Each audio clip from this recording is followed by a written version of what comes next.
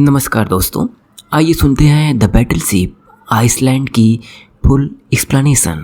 कहानी की शुरुआत जापान के एक आइसलैंड में कोयले की खदान से होती है, जहां कोरियन मजदूरों से बर्बरता से काम कराया जा रहा है। इसी समय एक बच्चे की मौत हो जाती है और बच्चे की बॉडी फैमिली को सौंप देते हैं। इसी समय सीन में एक कोरियन बुजुर्ग लीडर की एंट्री होती है, जो कुछ बच्चों को कोरिया जाने को कहता है ताकि वह कोरिया में बता सके कि यहाँ की हालत क्या है और यहाँ पे किस तरह से कोरियन लोगों के साथ बर्बरता हो रही है।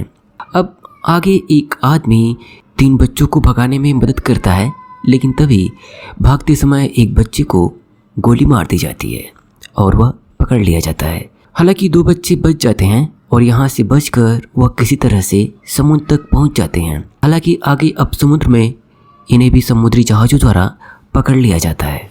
नेक्स्ट सीन में हमें कोरिया का सीन दिखाई देता है, जो कि किसी उत्सव की होती है, जिसमें ली छोटे छोटे बच्चों के साथ नाच रहा होता है। पार्टी खत्म होने के बाद ली अपने डिटेक्टिव दोस्त से मिलता है और मिलकर ली को अपने ग्रुप के साथ जापान जाने की बात करता है, जिसके लिए वो अपने दोस्त को पैसे भी देता है। जिसके बाद उसके दोस्त ने उसे एक शिप पर बैठा देता है। उसके ग्रुप के साथ उसे एक जहाज पर बैठा दिया जाता है।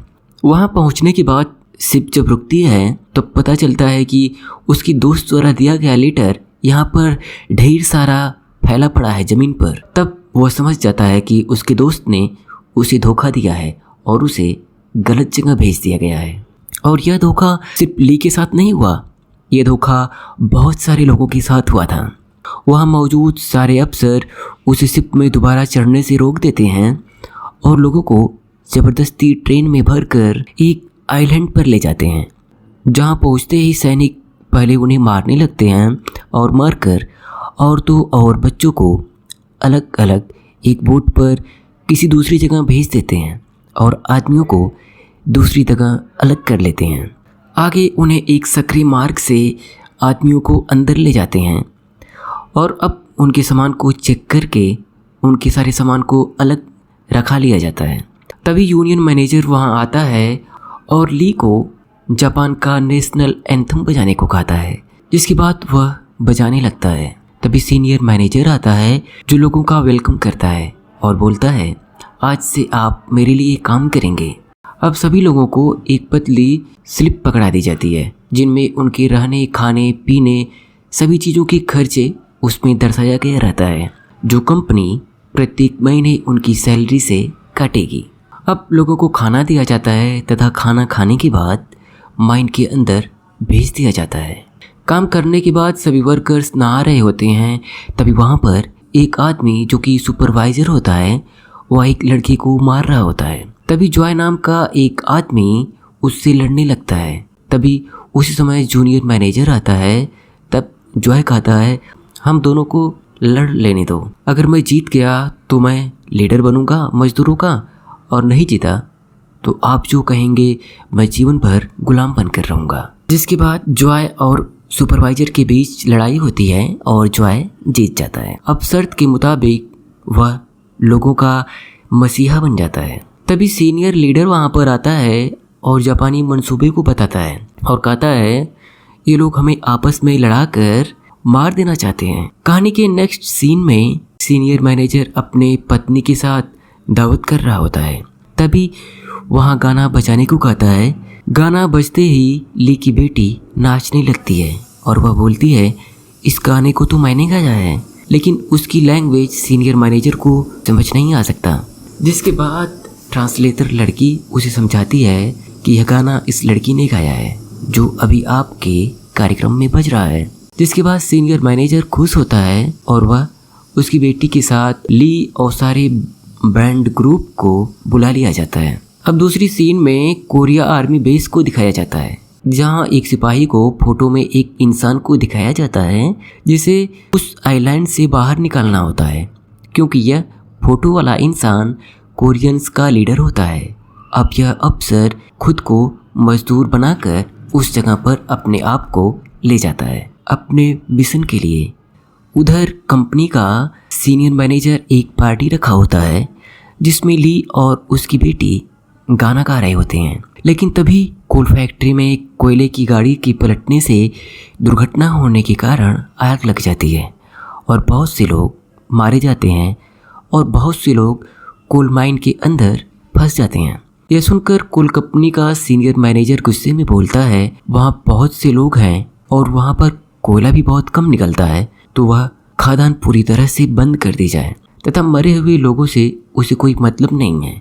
जो मरते हैं उन्हें मरने दीजिए क्योंकि वो सब कोरियंस हैं। अब माइन नंबर 2 को बंद कर दिया जाता है। हालांकि बंद करने के बाद उसे पता चलता है कि उसमें फंसे हुए मजदूरों में कोरियंस मजदूर का लीडर भी फंसा होता है। इसलिए मजबूरी में अब उसे सभी को बाहर निकालना पड़ता है क्योंकि कोरियंस लीडर का उस मैनेजर के साथ पूरी तरह से बिजनेस चल रहा होता है जिसे कि कोई नहीं जानता। अब सभी लोग माइंस को खोदने की कोशिश कर रहे होते हैं लेकिन तभी विफल हो जाते हैं।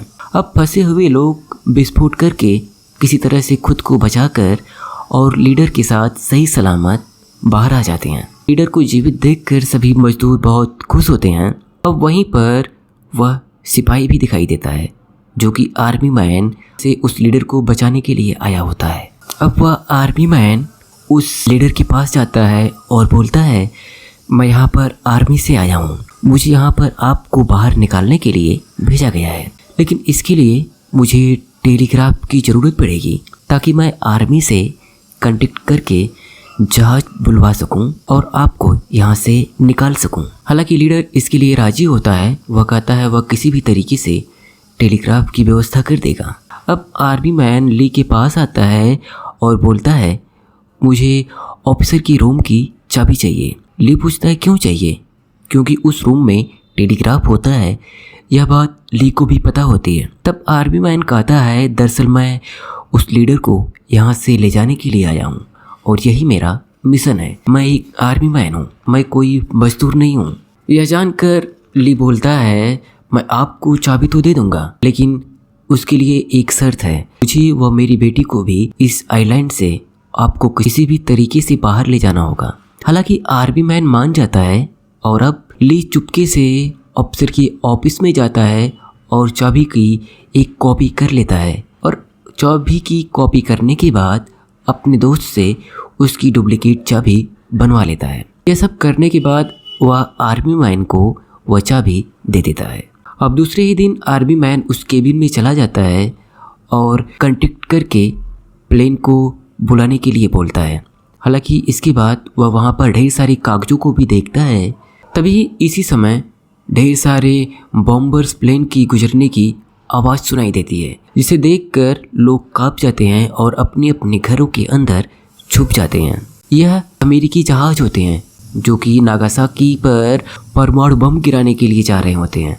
इसी बीच वह आर्मी मैन लीडर को किसी तरह से वहाँ से भगाकर दूसरी जगह लेकर आता है तथा उसके बाद उसके ऊपर गन का इस्तेमाल करके वह कहता है, मैंने कोरियन अकाउंट्स देखा है जिसे देखकर मुझे पता चला है कि तुम लोगों से मिले हो और मुआवजे की रकम और पैसे तुम मजदूरों को न देकर तुम और सीनियर मैनेजर आपस में बांट लेते हो, क्योंकि उन अकाउंट्स पर तुम्हारे साइन है, इसलिए यह पक्का सबूत है। हालांकि यह सब बातों से कोरियन लीडर मना करता है और बोलता है यह सब उस सीनियर मैनेजर की मुझे फंसाने की चाल है। इसी समय ली भी अपने बेटी के साथ वहाँ पर आ जाता है।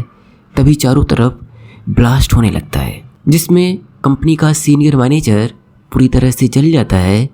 जापानी सभी कोरियंस को एक बंकर में बंद कर देते हैं और बंकर में बंद करने के बाद वहाँ से भाग जाते हैं। हालांकि इन सब के बीच लीडर भी पूरी तरह से भागने की कोशिश करता है। तभी लीडर के साथ रहने वाला एक उसका दोस्त उसके पास आता है और वह बोलता है कि उस अकाउंट्स को उसने भी देखा है, क्या यह बातें सच है जो मैंने अकाउंट्स में देखे हैं। उसके बाद वह लीडर उससे पूछता है कि क्या यह बात तुमने किसी और से बताई है। वह बोलता है नहीं। उसके बाद उस लीडर ने तुरंत अपने दोस्त को वहीं गोली मार देता है और वह मर जाता है। हालांकि यह सब छुपकर ली और उसकी बेटी देख रही होती है।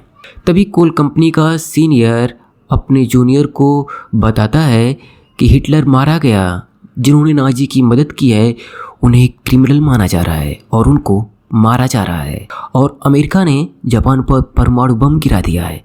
यह सब सुनकर और कहता है यहाँ पर सीनियर मैनेजर भी बुरी तरह से जल चुका है, अतः मुझे मदद की ज़रूरत है। ये सुनकर वह बोलता है तुम सीनियर मैनेजर को मार कर अब उसकी जगह ले लो। अब वह ऐसा ही करता है। अब वह अपने सीनियर मैनेजर को मार कर उसकी जगह ले लेता है। नेक्स्ट सीन में अब ढेर सारे जापानीज कोरियंस को भगाने के लिए धरना दे रहे होते हैं।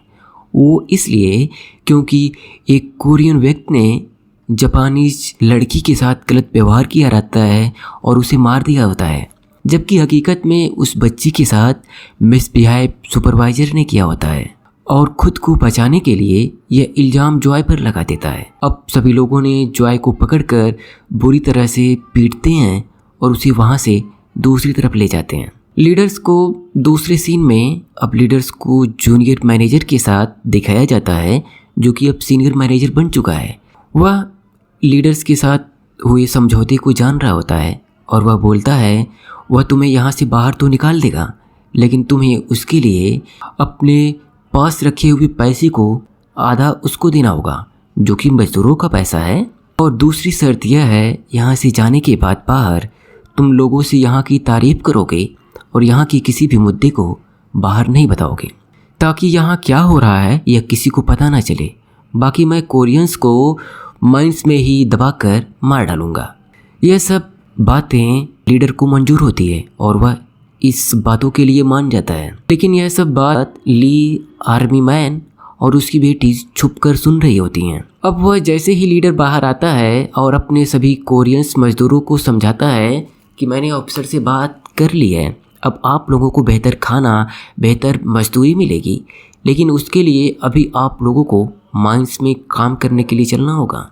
यह सुनकर सभी लोग खुश हो जाते हैं। लेकिन तभी आर्मी ऑफिसर बोलता है यह लीडर तुम सबको मरवाना चाहता है, यह तुम्हें मूर्ख बना रहा है। असल में यह खुद मिला हुआ है और आपके मुआवजे का 50% यह और सीनियर मैनेजर खुद खाते हैं, यह उनको नहीं मिलता।